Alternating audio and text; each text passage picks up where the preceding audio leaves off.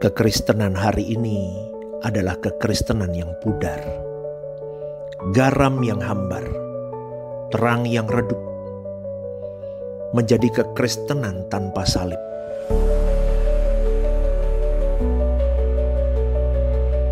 Menyelimuti manusia tanpa kasih dan pengorbanan. Di kayu salib itu, putra tunggalnya, Yesus itu mati untuk semua manusia. Namun adakah manusia menghargai akan kematiannya? Seperti Yesus bukanlah lagu atau nyanyian. Seperti Yesus bukanlah slogan, namun harus berjuang untuk dihidupkan. Mengenakan pikiran, mengenakan perasaan Kristus, dan berkarakter seperti Dia, itulah kekristenan yang sesungguhnya. Hidupmu dan hidupku adalah gambaran Kristus. Tahun ini, tahun kedewasaan karakter di dalam Kristus. The powerful year of breakthrough into Christ.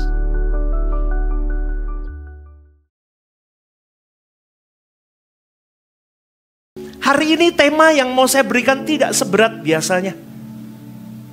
Hari ini khusus saya merenung di hadapan Tuhan. Padahal saya sudah siapin yang berat-berat loh. Saya sudah ganti 3 khotbah saudaraku. Dan ini khotbah terakhir. Yang akhirnya saya pakai. Yang lain saya pakai minggu depan. Saya mau beri tema hari ini, ucapan syukur. Tahukah saudaraku, kita ini selama ini berjuang untuk menjadi pribadi kesukaan Bapa. Kita mau berjuang menjadi anak kesayangan Bapa. Kita berjuang mau menjadi seperti Abraham yang menjadi sahabat Allah. Kita selama ini berjuang untuk menjadi corpus delicti. Kita berjuang untuk menjadi pribadi yang memiliki pikiran, perasaan, kehendak seperti putra tunggalnya Yesus.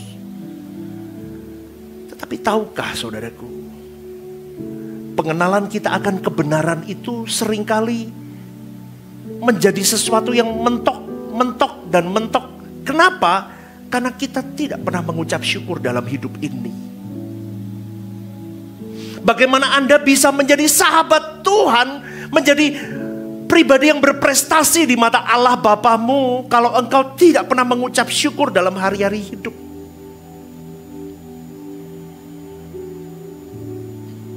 Tapi gak bisa diomong pastor, fakta hidup begitu sulit hidup, apalagi menginjak tahun 2025. Oh saya tahu, tahun ini tahun yang tidak mudah. Saya tahu. Tetapi kalau kau mengaku bahwa dirimu adalah, aku anak Allah, aku umat terpilih, aku pribadi yang berjuang terus menyenangkan Bapakku. Kalau kau berjuang menyenangkan Bapamu, kau orang percaya, kau umat pilihan, pasti hidup di dalam ucapan syukur. Katakan amin saudaraku. Kita pasti bersyukur. Kita pasti bersyukur kepada Tuhan. Dan tahukah saudaraku, hal mengucap syukur ini adalah salah satu yang menjadi kehendak Tuhan untuk kita lakukan. Banyak orang hanya berpikir kalau kita di dalam kerangka suara kebenaran, oh hidup di dalam kehendak Tuhan itu sepikiran seperasaan dengan Allah. Kalau orang mau sepikiran seperasaan dengan Allah tetapi tidak mengucap syukur dalam hari hidupnya, dia tidak akan pernah tepat di pemandangan Allah. Amin. Karena di dalam ucapan syukur itu ada iman. Karena orang yang beriman pasti mengucap syukur.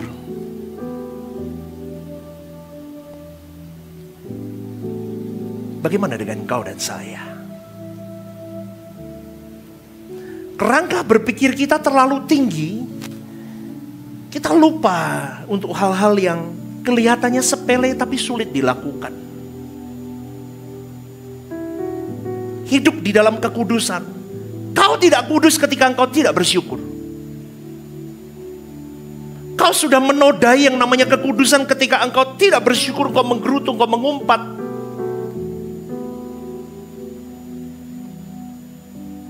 Maka banyak orang Kristen yang akhirnya berjuang di dalam kebenaran Tuhan, lelah di tengah jalan. Karena memang sulit dilakukan. Ini simple, sering diomongin, tapi sulit dilakukan. Karena ucapan syukur orang itu tergantung dompet seringkali. Halo? Kayaknya ada wifi antara dompet dengan muka. Kalau dompetnya tebel, mukanya cemerlang. Tapi kalau dompetnya baru tipis, mukanya kelihatan, saudaraku.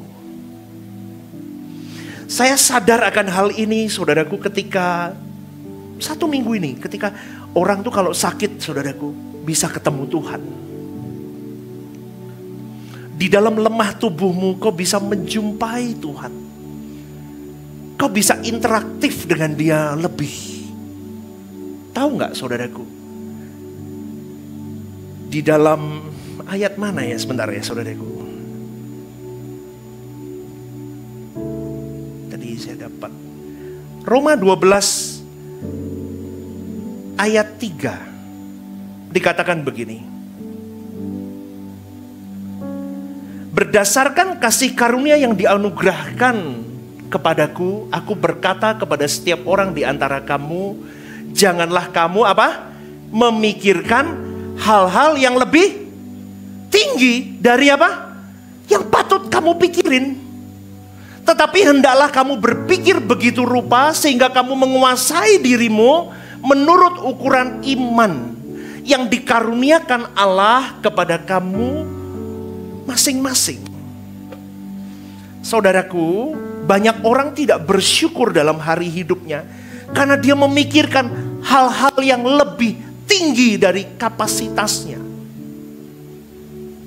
Kau lihat tetanggamu lebih dari Anda. Kau mulai tidak bersyukur dengan apa yang ada di tanganmu.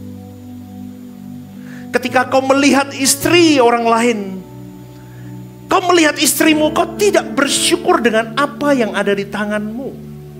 Ketika kau melihat suami orang lain, kau tidak bersyukur dengan suamimu. Suamiku tuh loh gak bisa kayak si A, si B. Punya usaha ini, punya mobil ini, punya rumah begini, punya deposito begini.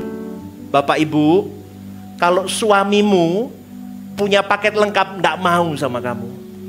Mobilnya keren, rumahnya bagus, kantongnya tebel, gak mau sama kamu. Cari yang lain nanti dia. Bener gak? Makanya bersyukur. Udah, kalau sekarang lihat suamimu ada kekurangan, gak apa-apa, terima kasih, aku masih punya teman hidup.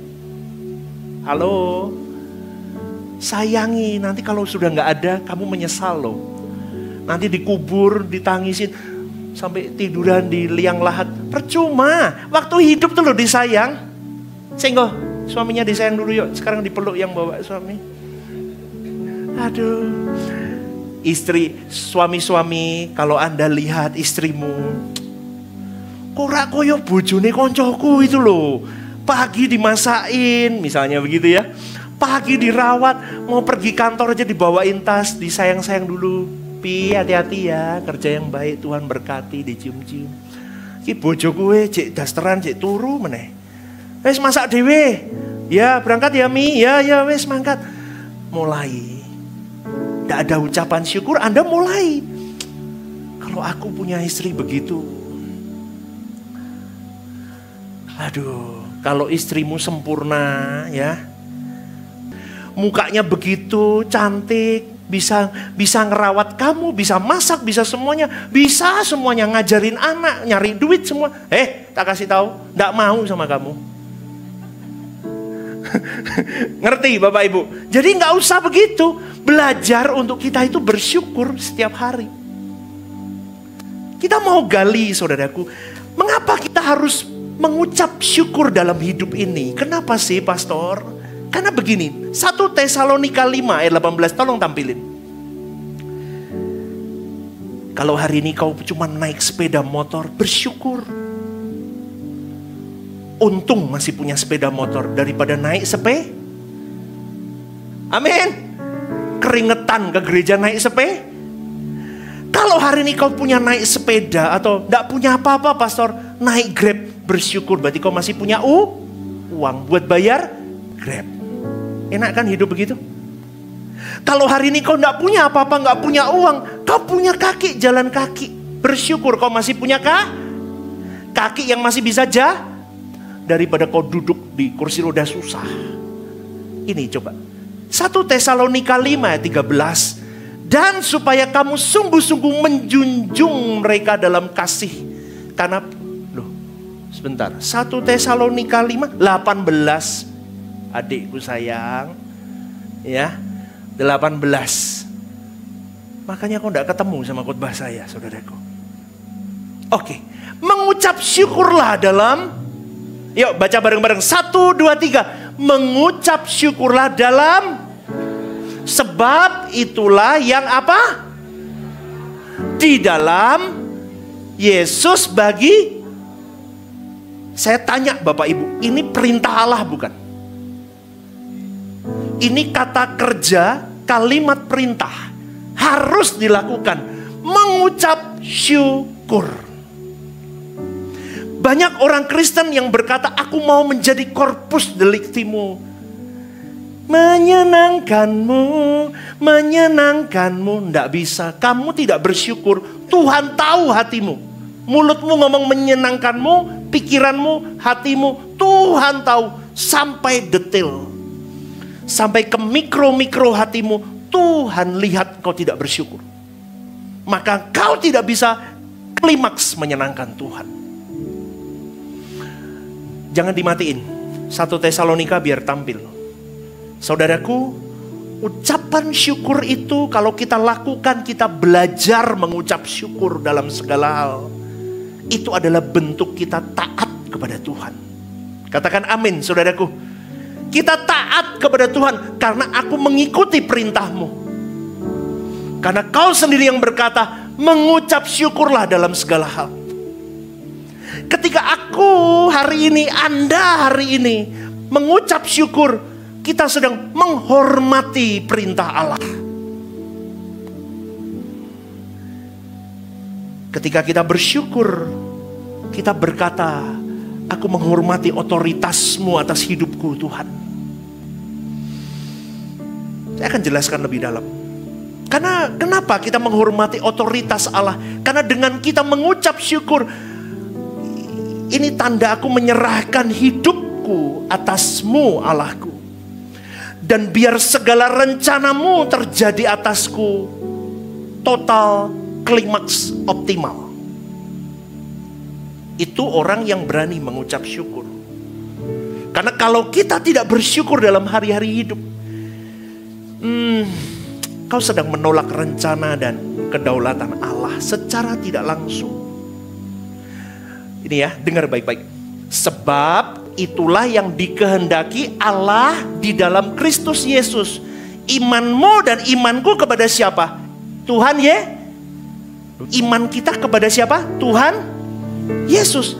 Kalau iman kita kepada Tuhan Yesus, berarti saudaraku, kita mencontoh hidup Yesus.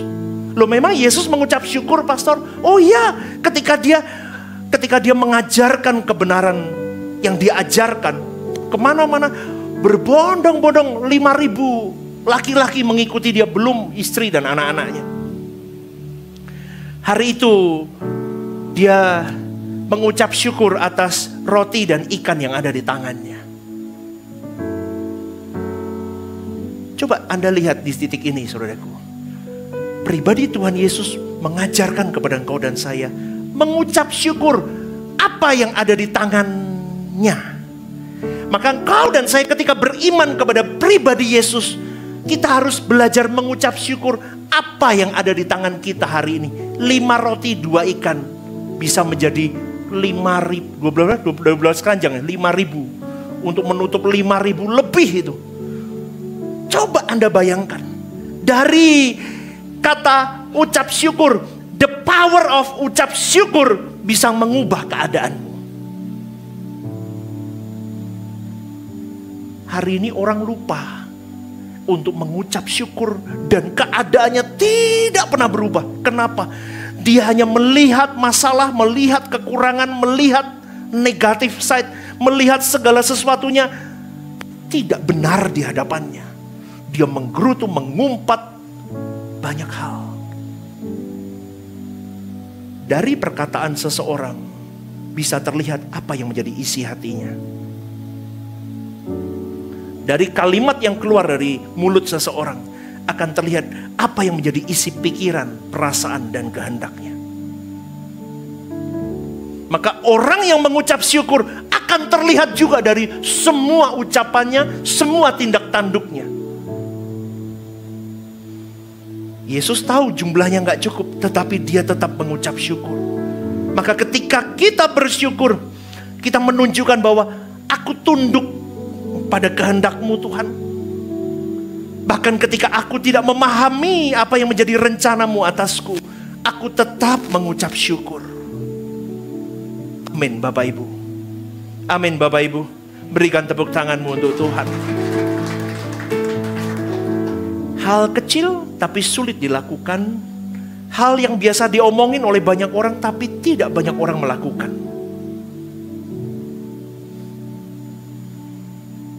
Ketika engkau dan saya mengucap syukur, saudaraku, dengan bersyukur kita menunjukkan bahwa Roma 8:28 itu benar real terjadi dalam hidupmu. Kita tahu sekarang bahwa Allah turut bekerja dalam segala sesuatu untuk mendatangkan kebaikan bagi mereka yang mengasihi Dia, yaitu bagi mereka yang terpanggil sesuai dengan rencana Allah.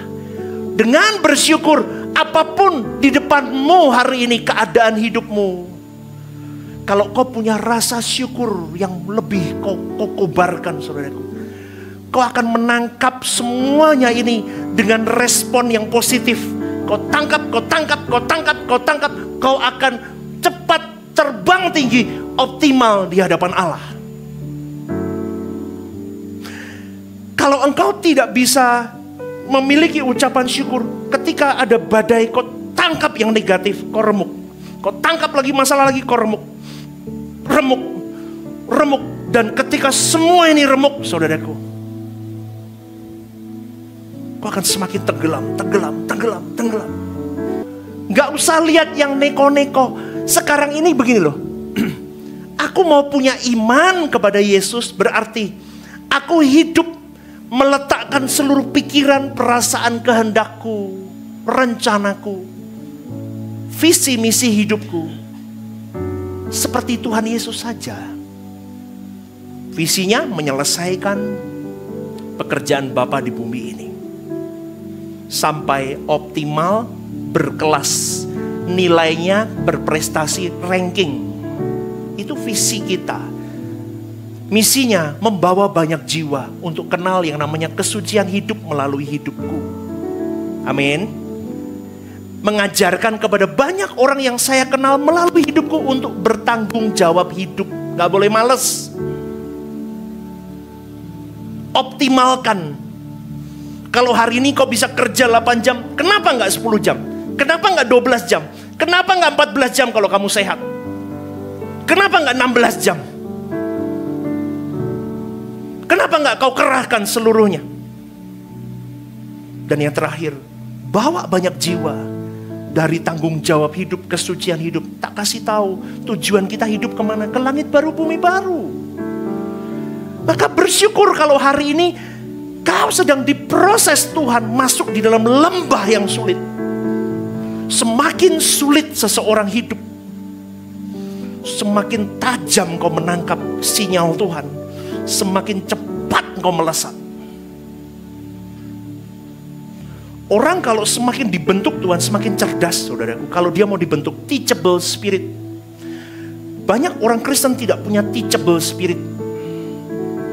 Dididik dengan masalah, dia tidak mau dibentuk. Maka sekarang frekuensinya frekuensi siapa? Tuhan. Yuk bareng-bareng, frekuensi Tuhan. 1, 2, 3. Frekuensi Tuhan. Sekali lagi, 1, 2, 3. Frekuensi Tuhan. Semua apapun yang kau lalui, mau kerja, mau sekolah, mau keluarga, mau pelayanan, urus orang tua, mau apapun dalam hidupmu, berbisnis, berkarir, all frekuensi Tuhan. Semua frekuensi Tuhan. Jadi ketika engkau masuk di dalam kotak kerja, kau menemui banyak masalah, kau menemui orang-orang yang tidak kenal Tuhan,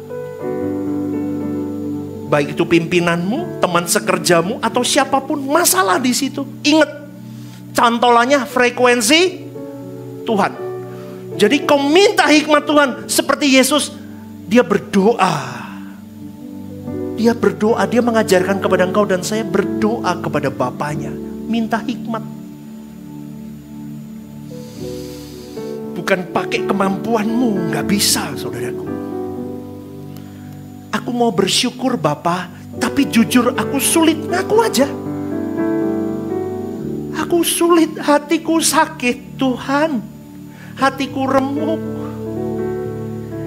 Berat rasanya. Tapi aku tidak mau tidak mengikuti apa yang menjadi kehendak-Mu. Karena Kau menghendaki aku untuk bersyukur dalam segala keadaan. Maka izinkan aku meminta kepadamu Roh Kudus yang terus menguatkan aku, memampukan aku untuk terus bisa bersyukur dan terhubung dengan frekuensi-Mu. Maka kalau Anda minta begitu terus, saudaraku, ketika ada orang-orang, ketika ada masalah, ketika ada apapun di hadapanmu, kau tidak sembarang respon. Amin. Katakan kepada kiri kananmu, jangan sembarang respon. 1, 2, 3.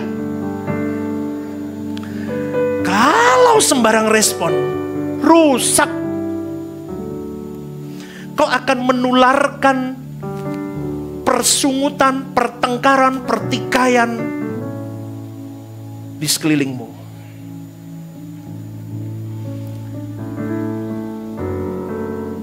Ikut Tuhan itu ngeri-ngeri sedap. Seperti Anda naik roller coaster. Semakin tukikannya semakin tajam, semakin puas, semakin kau belajar cepat. Itu pengalaman saya.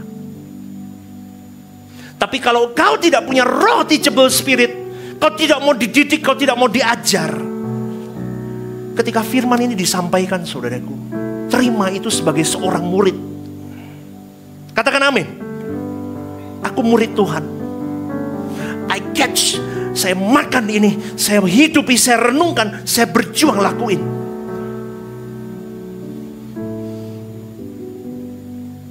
Orang yang tidak mengucap syukur adalah orang yang sombong. Karena hidupnya hanyalah pemberian Tuhan. Ingat loh, hidupmu dan hidupku, semua yang ada di tanganmu dan tanganku, giving by God. Hari ini kau tidak berhak apapun termasuk nyawamu. Semua dari Tuhan dan untuk Tuhan. Kalau hari ini ada orang yang tidak mau dididik, tidak mau diajar, kau sedang sombong, kau merasa kau bisa. Gak bisa, saya dulu begitu. Maka saya berkata hari ini, milikilah roh kerendahan hati, teachable spirit. Ketika firman ini disampaikan, kau tidak berkata, pastor serang aku. Enggak, aku tidak akan serang kamu. Aku sayang kamu. Saya buat gereja ini, saya gelar gereja ini dengan segala hal di dalamnya. Satu tujuan saya, bawa kalian ke langit baru, bumi baru. Bapak Ibu yang dikasih oleh Tuhan, baik di dalam gunung tinggi kesukaan hidupmu, kau harus mengucap syukur. Kau harus berkata bahwa semuanya anggaplah sebagai suatu sukacita apabila hari ini kau pun jatuh di dalam segala pencobaan hidup. Lembah curam kau bahagia bersama dengan Tuhan. Untuk gunung tinggi kau tidak lupa Tuhan. Kau tetap mengucap syukur, bahagia bersama dengan Tuhan. Itu sebuah kenikmatan yang tiada tara. Seperti Ayub. Ayub memuji Tuhan meskipun dia lost everything. Dia berkata, Tuhan yang memberi, Tuhan yang mengambil. Terpujilah nama Tuhan. Saudaraku, kalau kita dalam keadaan baik, kita bisa berkata, pujilah Tuhan hai jiwaku. dan jangan lupakan segala kebaikannya. Coba saudaraku, orang yang benar-benar beriman kepada pribadi Yesus, dia akan berperilaku seperti Yesus. Dia tidak merasa semuanya karena dia. Semuanya, dia akan berkata semua karena Bapa. Semua karena pemberian. Maka di dalam keadaan apapun orang ini tidak akan hilang dari hadapan Bapanya. Karena dengan mengucap syukur, imanmu semakin kuat kepada Tuhan. Katakan amin saudaraku. Kau beriman kepada Tuhan. Gini loh. Badai itu ketika menerpa, bom begitu ya. Ini pengalaman saya. Jelek begitu. Ketika jelek begitu saudaraku, ada rasanya kecut sekali hati, betul gak? Kok kayak aku tak lah. Bapak Ibu ngalamin gak? Aduh, Bapak Ibu ngalamin gak? Aduh, sakit. Gak tahu ya, ini perih gitu loh. Rasanya perih gitu. Kalau Anda gak kelola pikiranmu, perasaan beriman itu berarti hidup mau seperti Yesus hidup. Beriman kepada Yesus berarti hidupku mau seperti Yesus hidup. Pikiranku mau seperti Yesus, perasaanku mau seperti Yesus, kehendakku mau seperti Yesus. Tujuanku mau seperti Yesus. Berarti begini, ketika celep, kecut, cekut gitu. Rasanya kan gitu ya, kalau disakiti orang sampai itu Anda mulai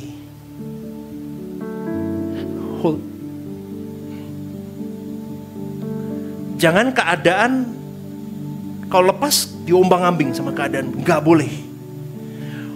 Ombak boleh datang. Kita tidak bisa menciptakan ombak, kita tidak bisa menciptakan puting beliung.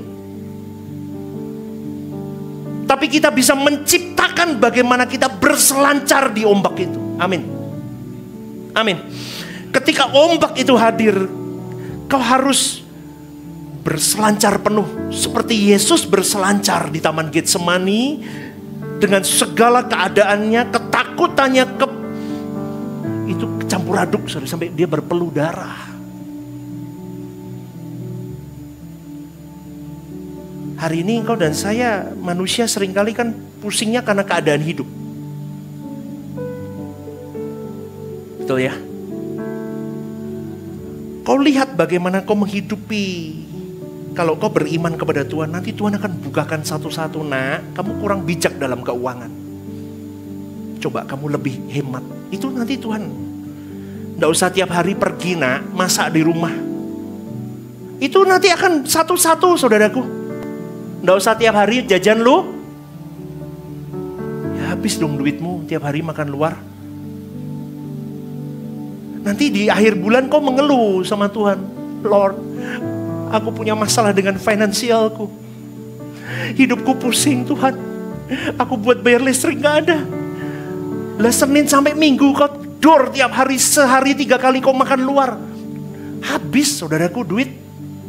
Maka ketika kau beriman kepada Tuhan, Tuhan akan tunjukkan step by step. Dia akan bukakan satu persatu. Sampai engkau bisa mengerti bahwa oh ini yang tidak boleh kulakukan, ini yang boleh. Semakin kau bergantung di masalah hidup itu, imanmu akan semakin bertumbuh. Fokusmu akan kebesaran Tuhan akan semakin bertumbuh. Sampai engkau tidak fokus kepada masalahmu, tetapi kau lebih fokus kepada kebesaran Tuhan melalui masalahmu. Katakan amin, saudara. Dan ketika kau belajar mengucap syukur, lama-lama kau memiliki sikap rendah hati yang tadi saya katakan. Terima kasih ya Tuhan untuk hari ini hidupku. Karena di dalam pengucapan syukur itu, kita diajarkan semua pemberian Tuhan. Oh ya Tuhan. 1 Korintus 4 ayat 7 berkata, apa yang engkau miliki yang tidak engkau terima? Berarti apa? Semua yang kau miliki dari aku nak. Maka benar kata Ayub, Tuhan yang memberi, Tuhan yang mengambil. Terpujilah nama Tuhan. Ketika engkau memiliki ucapan syukur, tidak ada depresi saudaraku. Ketika failure hidupmu, ketika masalah hidupmu tidak kunjung seperti yang kau ingini terjadi. Di depan fakta, aku maunya A, tetapi Tuhan ternyata terjadinya B. Dengan segala usaha yang sudah aku lakukan tetap B. Kau tidak depresi. Kau tidak gila. Kau tidak bersungut-sungut. Hari ini, kalau engkau sedang diperhadapkan keadaan sulit, katakan kepada jiwamu, kau punya Tuhan. Duit yang terbaik, lakukan yang terbaik. Do the best. Dan sisanya biar Tuhan yang berjalan. Dan terima apapun hasil yang kau hadapi dengan iman yang kuat. Semakin kau berkata, Tuhanku besar, aku bisa lalui ini semua. Kau bersyukur saudaraku, kau tidak punya kekayaan tapi kau punya keselamatan. Katakan amin. Kau punya keselamatan. Kau punya hidup. Kau punya masa depan. Kalau kau punya harta di bumi ini tapi kau gak punya masa depan, buat apa? Kalau hari ini kau gak punya, seakan-akan aku gak punya masa depan di bumi ini. Kalau kau punya masa depan di kekekalan, itu lebih dari apapun. Maka jangan kecil hatimu. Amin. Saya kembali mengucap syukur. Walaupun di dalam keadaan yang sulit, Tuhan tetap beserta loh. Mana pernah Tuhan tinggalin kita, saudaraku? Nggak pernah. Coba ya Bapak Ibu, kalau hari ini kau sedang mengalami masa-masa sulit, Anda sedang mengalami masa-masa sulit, saya mendoakan Anda. Kadang di masa sulit itu, kalau kita lihat saudaraku, kita menoleh ke belakang, semua bisa dilewati. Itu siapa? Itu Tuhan. Tuhan yang menggandeng tanganmu. Maka jangan menggerutu dengan hidup. Hari ini kau pas-pasan, hari ini minta hikmat Tuhan. Kelola uangmu lagi lebih. Yuk, duduk sama istrimu atau sama suamimu, buka keuanganmu. Minta hikmat Tuhan. Tunjukkan mana yang bocor. Tahu gak saudaraku? Kalau hubunganmu sama suami istri gak baik, duduk berdua, minta hikmat Tuhan. Bicarakan baik-baik tanpa emosi. Jadilah orang bijak yang tidak mempengaruhi semua percakapannya dengan kemarahan. Stop marah. Belajar, tenang, teduh. Nanti ibadah 2 saya akan ajarkan bagaimana kita teduh. Saya ajarkan itu. Nanti ibadah 2 lebih dalam, saudaraku. Saya harap kalian bisa hadir. Tenang, tenang. Tenang, ada Tuhan di perahu hidupmu. Sampai seperti Tuhan berkata ketika bersama dengan murid-muridnya di perahu itu di Danau Galilea. Murid-muridnya bingung, guru bangun, kita mau tenggelam. Ini gambaran kau dan saya, saudaraku. Kita sering lupa bahwa kalau engkau bawa pribadi Tuhan Yesus dalam hidupmu, dalam perahu hidupmu, tenang. Tenang, tepuk dadamu, katakan, tenang hai jiwaku. Tenang. Stop bersungut-sungut. Katakan kepada jiwamu, tenanglah hai jiwaku. Ada Tuhan bersama denganku. Setiap momen hidup kita ada ceritanya, harus ada ceritanya sama Tuhan. Setiap tetesan air matamu ada ceritanya sama Tuhan. Setiap senyummu di dalam indahnya hidupmu sedang baik-baik saja, ada ceritanya bersama dengan Tuhan. Maka nanti ketika engkau duduk bersama dengan anak cucumu suatu hari nanti, kau bisa mewariskan pengalamanmu, cintamu, perjalananmu, jatuh bangunmu dengan Tuhan. Itu yang akan membawa generasimu baik-baik saja di hadapan Tuhan sampai kapanpun ketika engkau sudah tidak ada di bumi ini. Amin saudaraku. Jangan kendor, kuatkan jiwamu, berikan tepuk tangan untuk Tuhan. Yuk kita bangkit berdiri. Ibadah Rehobot Semarang ada di setiap minggu jam 8 pagi dan jam 10 pagi. Di setiap ibadah disertai ibadah anak. Dan setiap hari Rabu ada midweek service jam 6:30 malam.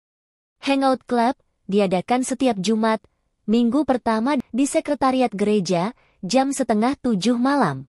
Home Usia Indah diadakan setiap hari Jumat, minggu kedua, di sekretariat gereja, jam 4 sore. Ajak teman, keluarga dan relasi Anda untuk dapat beribadah bersama kami.